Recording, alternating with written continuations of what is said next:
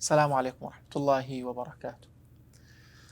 ڕۆژێکیان خالیدی کوڕوەلید خودای گەورە لێ رازی بێت کەیکێکە لە هاوڵەکانی پێغەمبەری خوا لەگەڵ کەسێکە دەکەویتە مناقەشە گفتوگۆ وا دیارە ئەم کەسە سنووری خۆی دەبەزێنێت جنێوێک بە خالیدی کوڕوەلید دەدات.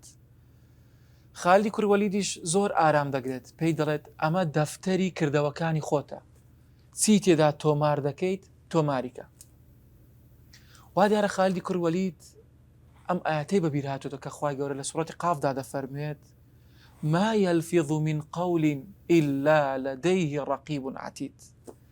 هەرچی قەولێک و گفتارێک کە تۆ دەیڵێت ئەی مرۆڤ ئەی ئادەمیزاد دڵنیا بەلەوەی کەوا مەلائیکەتەکان تۆماری دەکەن و دەینووسن لە لای خۆیان. بۆیە پێویستە لەسەر ئێمە بەردەوام ئاگداری کەلیماتەکانی خۆمان بین کە دەری دەبڕین چی دەڵێن. خوای گەورە لە سوڕەتی کافدا بۆمان دەفەرمێت ووضع الكتاب فترى المجرمين مشفقين مما فيه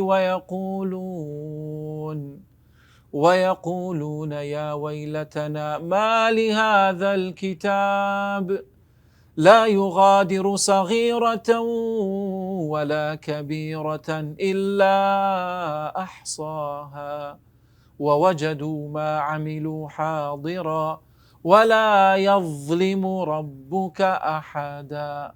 دڵنیا بە لەوەی خوای گەورە زوڵم لە کەس ناکات و هەرچی ئەتو کردیتر لە کردەوەکانی خۆت سەغیرەتەن وەلا کەبیرەتەن کردەوەی گەورەت کردبێ یاخود بچووکت کردبێ دڵنیا بە لەوەی کەوا لەم دەفتەرەدا تۆمار کراوە. بۆیە ئەم قسانێکەوە ئێمە دەیکەین پێویستە تۆ لە فلتەری بدەیت ئایا چەندی چیت نووسیوە لەو دەفتەری خۆت کە تۆمارت کردووە لەلای مەلائیکەتەکانەوە. السلام عليكم ورحمة الله وبركاته.